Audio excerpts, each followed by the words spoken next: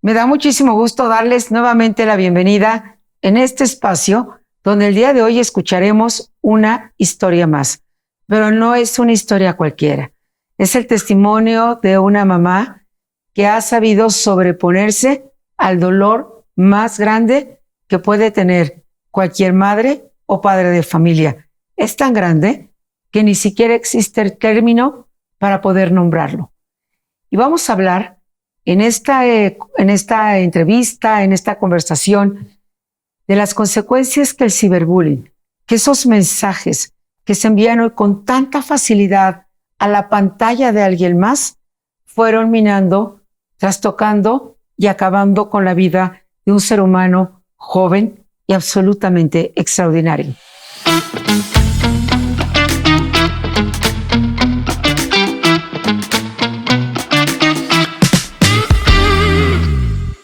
Quiero dar la bienvenida más cariñosa a una mujer que quiero, que admiro y que tengo el privilegio y la bendición de su amistad. Querida Natalia, qué gusto que estemos juntos. Gracias, gracias por estar aquí. Gracias, y es mutuo esta amistad, este cariño. Te quiero y gracias por invitarme y estar aquí con todos los que nos van a ver para que mi historia les ayude. Sé que estás aquí por una razón de amor. Has acompañado y has dado tu testimonio a miles y miles de jóvenes y padres de familia, y cada vez que lo haces sé que es un dolor y que mucho ya nos contarás ahora qué ha significado para ti, pero ¿cuál es la razón por la cual vas recorriendo estas escuelas, vas dando este testimonio que ahora nos vas a compartir día con día? Mira, la vida te presenta unos regalos maravillosos. Y con todo lo que viví, con toda la experiencia en casa con José Luis, es maravilloso poder tomar todas estas experiencias de vida, con todo este dolor vivido, y poderlo compartir con los demás. Porque a la hora de compartirlo, además de que yo sano contando mi historia a los jóvenes, a mí me ayuda y resignifico muchísimas cosas de todo lo vivido. Entonces, para mí es un regalo de Dios, de la vida, poder tener esta oportunidad de hacerlo con los jóvenes, con los papás. Cuéntanos a quienes estamos aquí de José Luis. ¿Quién es José Luis? ¿Quién eres tú? ¿Cómo se fue conformando tu familia? Para que todos vayamos entrando a ese tu mundo que tanto nos interesa conocer y aprender de él. Mira, tengo 4 hijos. José Luis es el menor de los 4, un niño adorable, un niño todo que te lo quieres comer así, maravilloso, sensible, adorado, cariñoso, que siempre quería abrazar, maravilloso. Y bueno, además de ser el chiquito y todo el mundo le hacíamos todo lo que él quería porque era el bebé de la casa, claro, y era adorado. En tercero de primaria le empiezan a hacer bullying, Josefina. Entonces, hijo, fue un tema muy duro porque él llegaba llorando a la casa. Y como mamá, en esa época yo ya estaba separada. Entonces yo era mamá soltera con 4 hijos. Mamá y papá. Mamá y papá, exactamente. Y tú empezaste a ver cambios en su comportamiento, en su estado de ánimo. Él llegaba llorando primero de la escuela y me decía, mamá, me molestan, me ponen basura en la mochila, me esconden la mochila. Y lloraba muchísimo. Yo le decía, mi vida, yo te amo, no les hagas caso. Te tienen envidia porque eres un hijo muy amado y eres un hermano muy amado. Y bueno, la verdad que el bullying destruye. Y por más amor que yo le daba y lo abrazaba y lo apapachaba, el bullying poco a poco va matando a las personas, ¿sabes? Mira qué importante que lo digas, porque ahora que hemos hablado con tantos niños, niñas, adolescentes, el ciberbullying se ha normalizado totalmente en sus vidas. Estos mensajes llenos de ofensas que aparte van dirigidos desde el anonimato, con aquello que saben que van a lastimar a alguien más. Y hemos compartido muchos foros juntas y podremos decir aquí a quienes nos acompañan que incluso hay quienes se ríen o quienes por supuesto se ríen, se burlan, aunque vamos escuchando los silencios cuando escuchan tu testimonio y vamos viendo cómo se van sobrecogiendo la gran mayoría de ellos. Pero bueno, vive así este tercer año de primaria, que empieza a cambiar su vida, Sí. que llega triste, que llora. ¿Y qué pasa? ¿Sigue esto en la escuela? Sigue esto en la escuela, lo cambio de escuela porque, bueno, pues los niños que hacen bullying no tienen consecuencias. Claro, siempre se va la víctima. Siempre se va la víctima. Entonces yo tuve que sacar a José Luis de la escuela y cambiarlo. Llegamos en quinto y sexto de primaria a otra escuela y también le hacían bullying. Su sensibilidad, yo creo que detectan los bullies A los más vulnerables. Exacto. Y entonces siguió el bullying y pues realmente se le daba todo el amor, todo el amor. Pero como te dije, me lo iban matando poco a poco las personas que le hacían bullying. Y cuando entra primero de secundaria, Josefina, fue tremendo porque decidí darle su primer celular. Y yo no sabía en aquella época que existía el ciberbullying. Sí, como la gran mayoría de nosotros. Claro. Y aparte, no sé si sabías en ese momento que había controles parentales o ciertas protecciones. Simplemente daba uno el celular. Es que esto fue hace 10 años. Claro. Hace 10 años, si es que había controles parentales, yo no lo sabía. Yo no sabía que existía ciberbullying. Yo no sabía que existía una gama de información adentro del Internet. Porque te voy a ser sincera, yo siempre creí que mis hijos usaban el celular como yo lo uso. Claro. Para cosas positivas. Lo diste por hecho. Lo di por hecho. ¿Y qué pasa cuando llega ese celular a la vida de José Luis? Como te dije, yo no sabía que le hacían ciberbullying y yo no me daba cuenta que se me iba muriendo poco a poco, internamente. Y cuando él estaba en segundo de secundaria, un día llega Natalia, mi hija, muy asustada, y me dice, mamá, José Luis trae cortes en las piernas. Yo me asusté. Claro. No quise echar de cabeza a Natalia diciéndole a José Luis, me dijo tu hermana, y no supe qué hacer. Y al día siguiente me hablaron de la escuela para decirme, José Luis trae cortes en los brazos. Y entonces sí me asusté también. Sin embargo, ya es el momento de hablar con él porque ya me hablaron de la escuela. Y entonces, cuando voy por ellos a la escuela, después de comer, hablo con José Luis y le digo, mi amor, ¿qué pasa? Y me dice, nada, mamá, es un juego. Le dije, mi amor, esto no puede ser un juego. ¿Cómo es posible que te hagas daño a ti mismo y me digas que es un juego? ¿Qué necesitas? ¿En qué te puedo ayudar? Me dijo, mamá, es un juego. Y Josefina, tú no puedes sacarle información a tus hijos si no te la quieren decir. Y entonces es una impotencia tan grande quedarte con esas palabras de es un juego y no poder hacer nada. Entonces, híjole, es desesperante como mamá. Y bueno, lo que vino después de eso, mi papá me habló por teléfono ese día, era un jueves, y me dice, mi amor, voy a ir a San Luis, él vive en Monterrey, ¿puedo quedarme en tu casa? Y le dije, pa, por Dios, esta es tu casa. Claro, y me dice, ¿me podrías hacer el favor de irme a comprar mis pastillas para dormir que se me terminaron? Y entonces fui con un médico, me dio la receta, fui a comprarle las pastillas y al día siguiente, viernes, que llega mi papá, le entregó las pastillas y el sábado en la mañana me dice, mijita, en lugar de 30 pastillas, nada más había 20. Dije, papá, ¿cómo es posible? Dije, se me hace que en la farmacia se las robaron. Le dije, al rato voy y hablo a la farmacia a ver qué está pasando. Y ese mismo sábado en la noche, ya dormidos Natalia y José Luis, llega y me despierta y me dice, mi reina, no tengo ninguna pastilla. Josefina, en la mente... Qué apanicante, ¿no? Es que en la mente... ¿Qué te cruzó por tu mente? Exacto. ¿Qué te cruza por la mente? Es... Uno de mis hijos se la robó. Las tomó. ¿Y quién? Pues todo indicaba José Luis.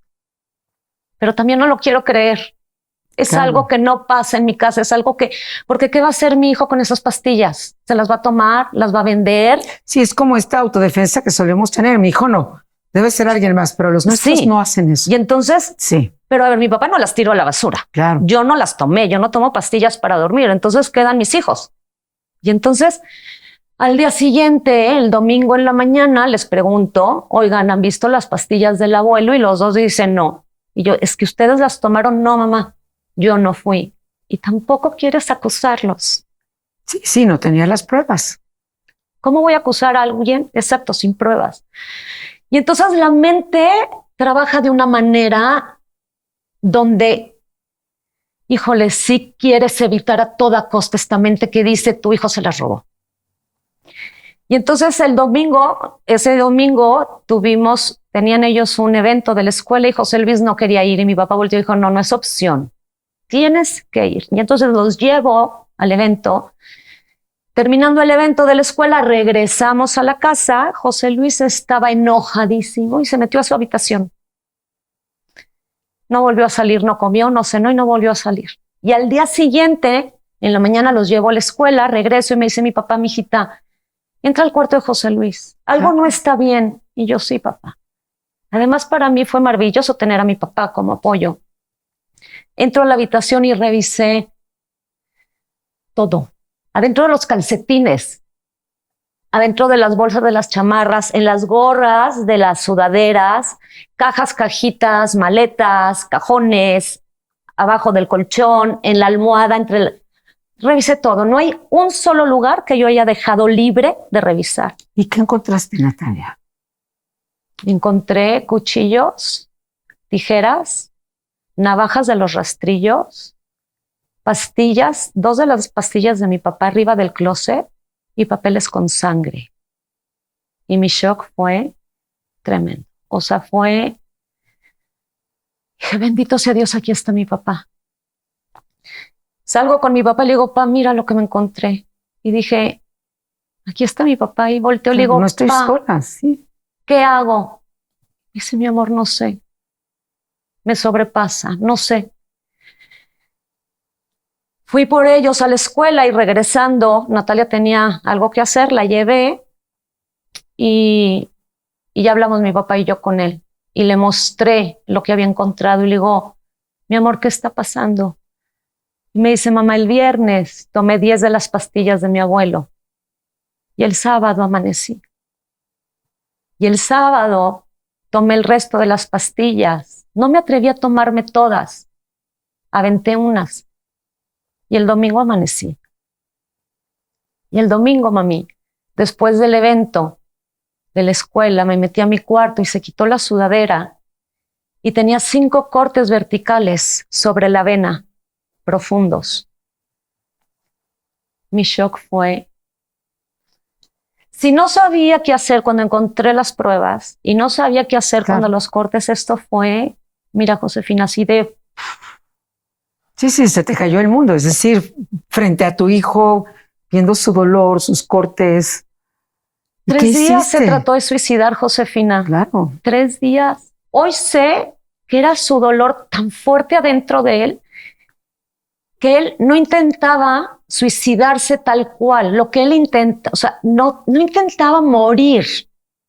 Intentaba terminar con ese dolor tan grande que siente adentro. Sí, con ese pedazo de la vida que le generaba seguramente ansiedad, angustia, frustración, dolor, todo esto junto que el ciberbullying provoca. Claro, porque si a ti te duele algo, la cabeza, te tomas una pastilla y se te quita el dolor de cabeza. Claro. Pero este dolor intenso aquí adentro, no hay un solo medicamento que te lo quite. Y fíjate, Natalia, luego nos dicen, bueno, es que siempre has hecho bullying, sí. Nada más que ahora el ciberbullying es 24 horas, 7 días a la semana y desde el anonimato. Este ingrediente del anonimato en un ambiente de tanta violencia como que desafortunada y tristemente estamos viviendo, que se ha trasladado, ha ido normalizando en la vida desde niños, niñas muy pequeños y donde no hay la mínima empatía, es decir, no me importa lo que mande y se suma en el grupito del bullying que ni siquiera conocen a quien están lastimando. Porque hasta que has contado, se fue de una escuela, pasó a la siguiente y siguió y se acrecentó cuando entró al mundo de las redes sociales. Luego vienen los cortes. Sé que cuando estás dando este testimonio, en esta parte del testimonio, sueles preguntar a los jóvenes si ellos conocen a alguien. Cuéntanos, ¿cuál ha sido la experiencia cuando preguntas? ¿Y qué preguntas a los jóvenes? Tremendo, porque cuando yo termino de relatar esto, volteo con los niños, niñas y adolescentes y les digo, si conocen a alguien que se esté cortando o haciendo daño a sí mismos o tengan ideas suicidas, levanten la mano. Josefina, tú lo has visto, el 80% de los jóvenes levantan la mano y muchos que no levantan la mano voltean con la amiguita y se levantan el suéter. Los hemos visto cómo se levantan para enseñar sus cortes. Sí, así es, sin duda. Sí, entonces es lo que están viviendo nuestros niños, niñas y adolescentes hoy en día y lo que vivió mi niño en ese momento es algo que nosotros, nuestra generación, no lo entiende, porque muchos papás dicen, ¿cómo es posible que a esta edad esté deprimido? No, sí pasa, porque ellos están viviendo algo que nosotros nunca vivimos. Y entonces al ver a estos niños que levantan la mano y verlos con esas caritas, sí, son gritos de auxilio. Natalia, recordarás cuando estuvimos en una primaria, el papá totalmente en desolación, porque su niño de 9 años hacía cortes en los brazos a consecuencia del ciberbullying. Pero bueno, esta es la fase donde tú haces esta pregunta y las respuestas son tan abrumadoras. Los gritos de auxilio son casi de la totalidad y continúas el testimonio. En este momento siempre suele hacerse un silencio absoluto. ¿Qué sigue después en la vida de José Luis, después de esta conversación, de que él te cuenta que 3 días seguidos trató de suicidarse? Le habló a la psicóloga, porque mi papá y yo no sabíamos qué hacer. Él volteó y me dijo, háblale a un psicólogo. Entonces le hablo a la psicóloga, me dice, vente, voy a verla y me dice, quítale, es que hay focos rojos, Josefina, que yo no vi. Y entonces, estos focos rojos, él tenía siempre las cortinas cerradas, él dormía en una litera y entonces puso cobijas alrededor. Y yo pensé que era padrísimo porque era el club de Toby, donde él estaba. Y ya no quería ir a la escuela, no le interesaba hacer muchas cosas. Siempre usaba sudadera para taparse sus heridas y luego se ponía el gorrito muy abajo para taparse, para que no me volteen a ver. Y entonces todos estos focos rojos, yo pensé que era propio de la adolescencia. Y no, Josefina, eso ya es salud mental, todo en conjunto. Y entonces la psicóloga me dice, quitas las cortinas, quitas las cobijas que puso en la litera, baños cortos con la puerta emparejada, de 2-3 minutos los baños, no puede salir con sus amigos, si quiere ver a sus amigos que vayan a la casa y duermes con él por lo menos 1 mes. Y bueno, empieza José Luis a ir con ella, con la psicóloga, y llega un momento en que se decide que necesita terapia psiquiátrica, porque su ansiedad, su depresión eran ya más fuertes y no podía dormir. Y entonces nos manda con un psiquiatra y lo empiezan a medicar. Y empieza a salir adelante, Josefina. Y entonces fue así como, bien. Qué aliento, ¿no? Vamos bien. Qué alivio, ya respiraste. Sí, vamos bien. Sí. Y entonces Natalia y yo, porque aparte Gilberto y Esteban, mis hijos mayores, se fueron a vivir fuera por sus proyectos. Y entonces nos quedamos nosotros 3. Y entonces Natalia y yo veíamos que él iba bien. Y entonces eso fue un aliento muy bonito, el estarlo apoyando y que fuera a terapia. Llega enero de 2020.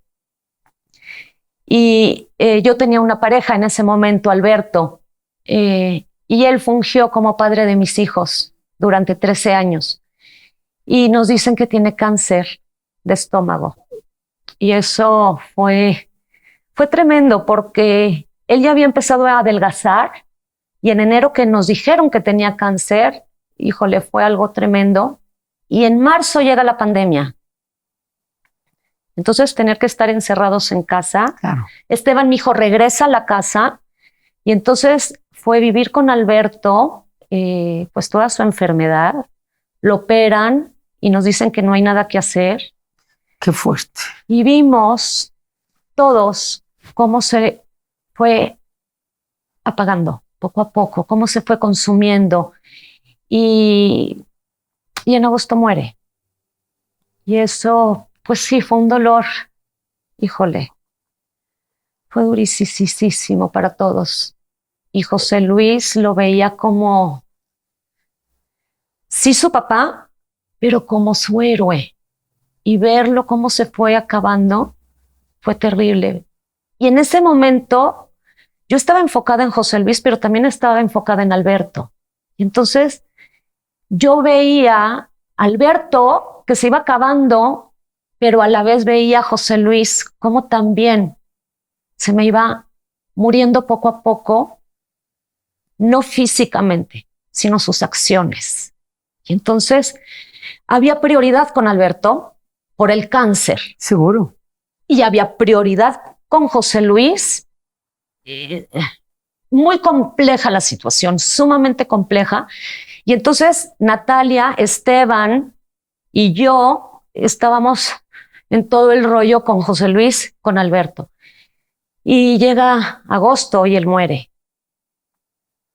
Y bueno, pues fue una situación tremenda. Y en noviembre regresa Gil, mi hijo el mayor, a vivir con nosotros. Y entonces, por un lado, fue maravilloso. Se reencontraron. ¿Qué cosas de la vida?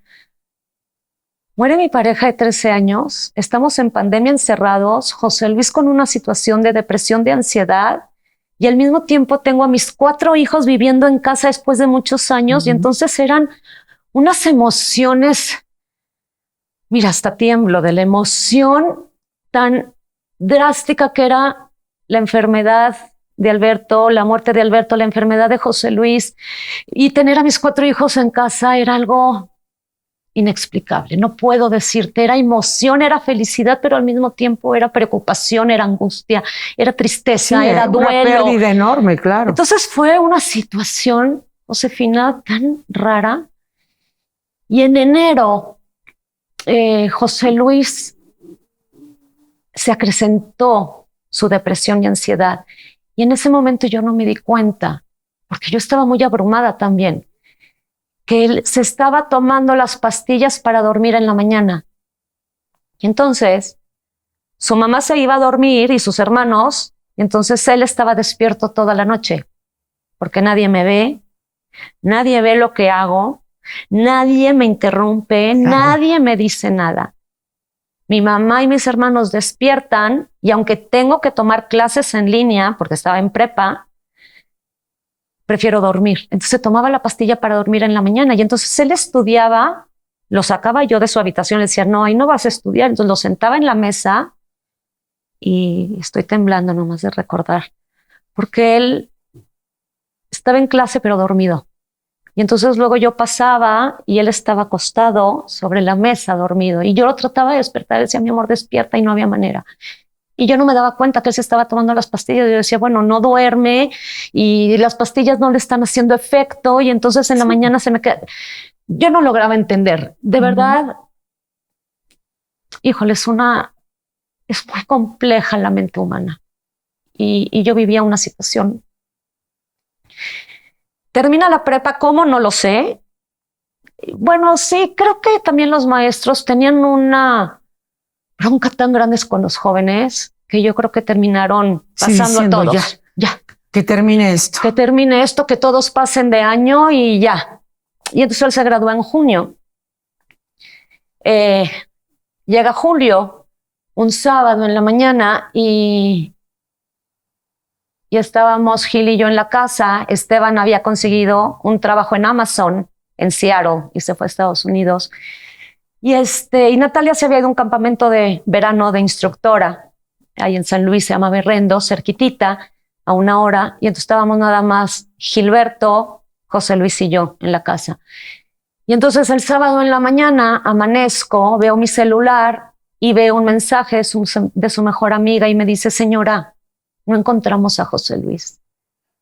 Nos mandó este mensaje a las 6 de la mañana y no nos contesta. Me levanto y voy a su habitación y no lo encuentro. Salgo y sale Gil y me dice, mamá, me acaba de llegar un mensaje del mejor amigo de José Luis, que no lo encuentran. Le dije, es que a mí también, de su mejor amiga. Y me dice su mejor amiga que últimamente ha estado en el parque de enfrente leyendo, escuchando música, pensando. Dije, córrele, vete al parque a ver si lo encuentras. En lo que yo le hablo por teléfono. Baja Gilberto y yo me quedo hablándole a José Luis y no me contesta. Gil se tarda en subir bueno, más bien, no subía. Y le hablo por teléfono y le digo, mi amor, ¿por qué no subes? ¿Qué pasa? Me dijo, mamá, es que estaba buscando a José Luis por todo el parque. Y me dicen unos vecinos, ¿qué haces? Y dijo, estoy buscando a mi hermano. ¿Y cómo es tu hermano? Entonces se los describió. Y los vecinos le dijeron, hace media hora se lo llevaron. Estaba colgado de un árbol.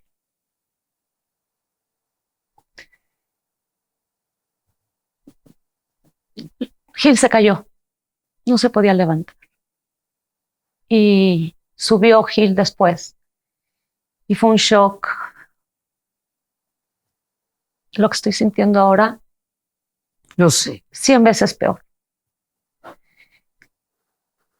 Y bueno, él termina con su vida para quitar, yo sé que es para haber quitado ese dolor, no es que él no quisiera estar aquí, fue para quitar ese dolor tan grande que él tenía. ¿Cuántos años tenía, Natalia? 18 años. Y bueno, ¿tuviste algunas señales un día antes, horas antes, algo que te llamara especialmente la atención, que se estuviera despidiendo de algo, que él te dijese algún comentario mira, a no, la distancia? no dijo nada. Lo que sí es que Esteban, antes de irse a Seattle, volteó y le dijo, hermano, te regalo lo que quieras, llévatelo. Y entonces Esteban volteó y le dijo, no, sí, Chino, es que le decíamos Chino, sí, Chino, después escoge algo, hasta que Esteban escogió algo para llevarse. Pero algo así que me llamara la atención de se está despidiendo, no, yo no. Y ya después que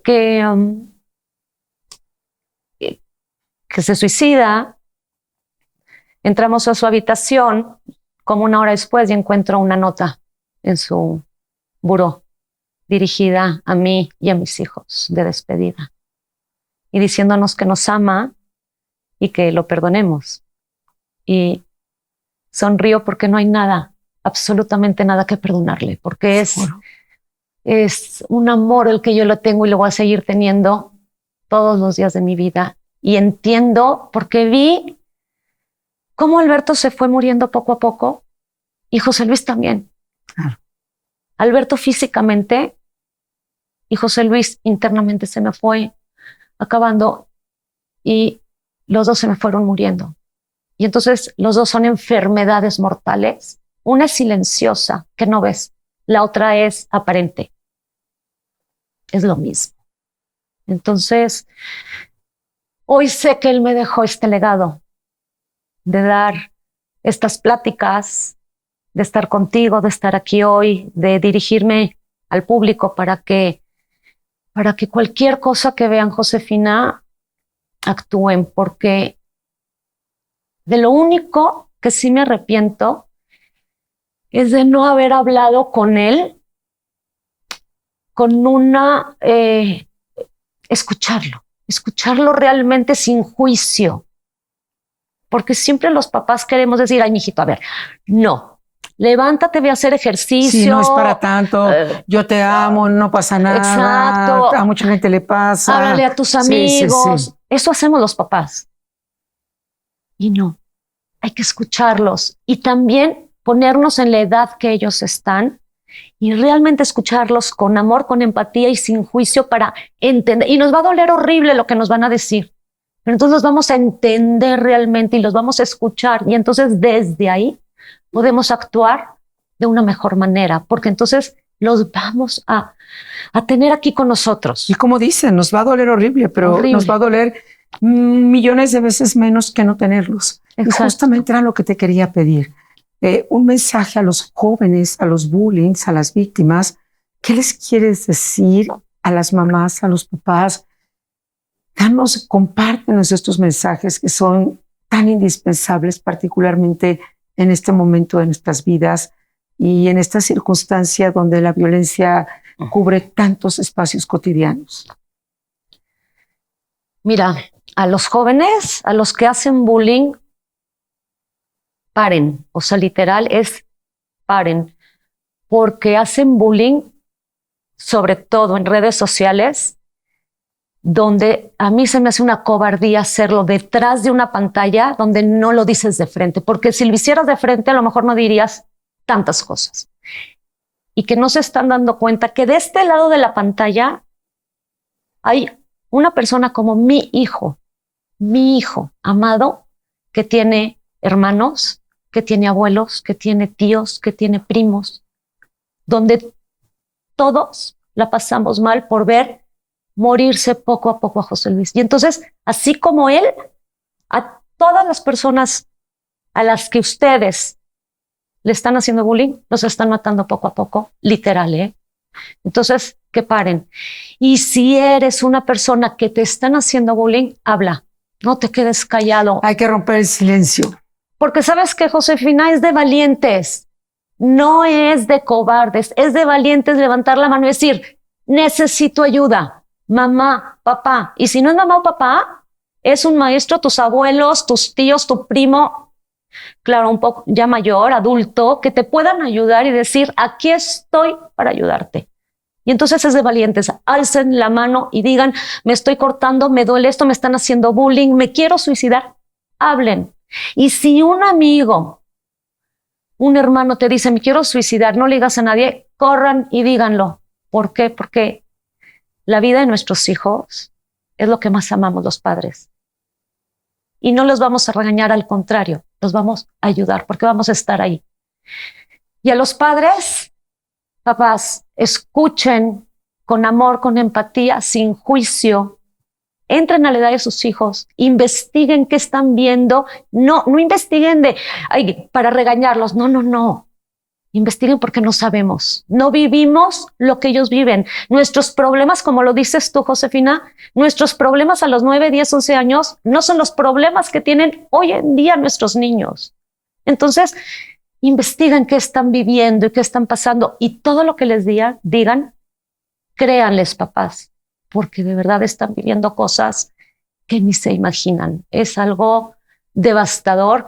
Y no tenemos el tiempo aquí para platicar todo lo que decimos en nuestras conferencias de antes muertos que sin redes. Pero papás, créanme, hay que entrar al mundo de nuestros hijos.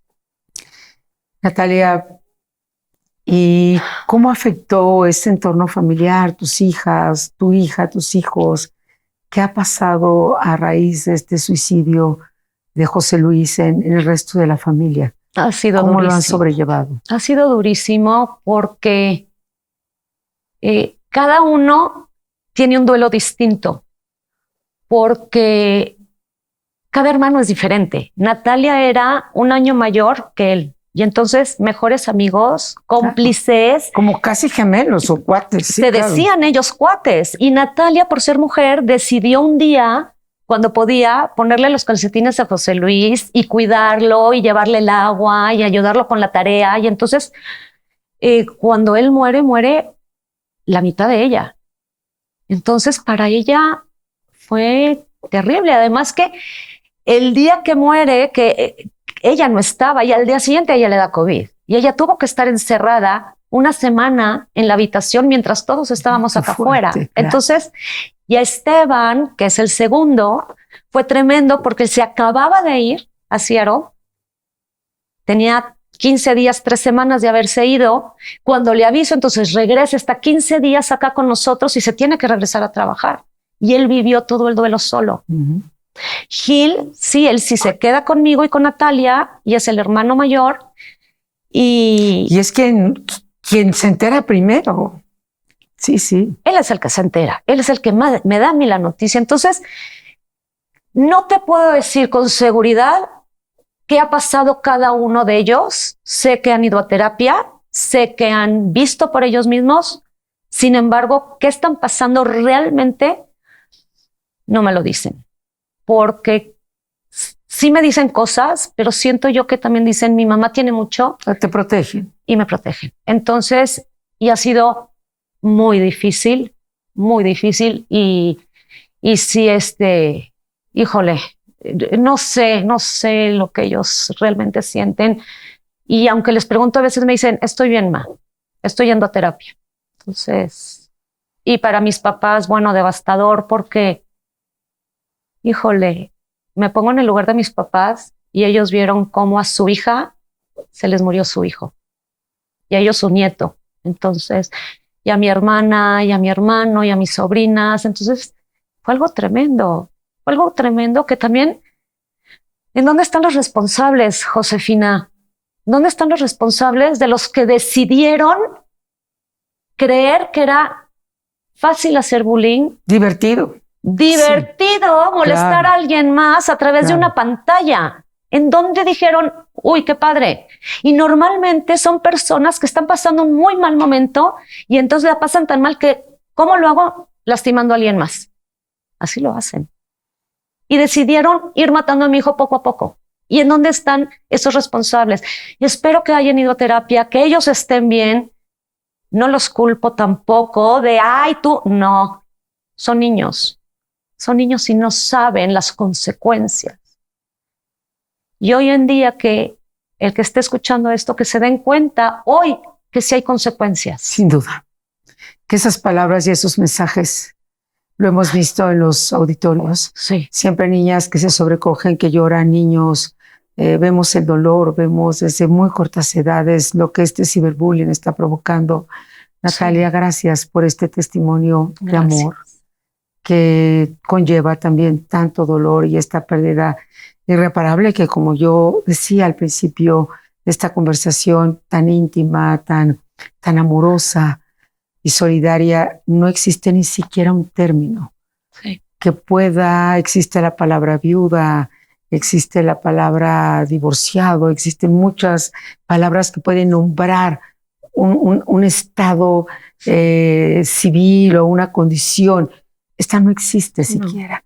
Así que yo te reconozco, te admiro y cuando te pregunté, lo comparto ahora con ustedes que nos acompañan, en gran medida por qué va compartiendo este testimonio y me contestaste que esto te ha ayudado a resignificar. Para mí en lo personal ha sido una de las grandes lecciones de mi vida. Así que Natalia, gracias a nombre de todas y todos quienes hemos escuchado tu testimonio y gracias por seguir recorriendo tantas vidas y compartirles la historia de José Luis para que no les pase ni a ellas ni a ellos.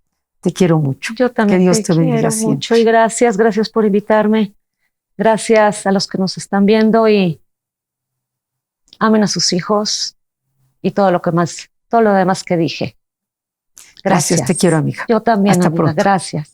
Pues muchas gracias. Queremos agradecerles que nos hayan acompañado en este espacio tan especial y que nos ayuden a difundirlo, porque es inimaginable la cantidad, millones, puedo afirmar con responsabilidad, de niñas, niños y adolescentes víctimas de ciberbullying y del otro lado, los bullies que destruyen la vida con absoluta facilidad, rapidez e impunidad. Urge que todas y todos pongamos manos y trabajo para detener estas muertes que existen día con día y que pueden acabar, como nos ha compartido Natalia, en el suicidio y en las pérdidas para siempre. Gracias y nos encontramos en la próxima conversación y en una siguiente historia.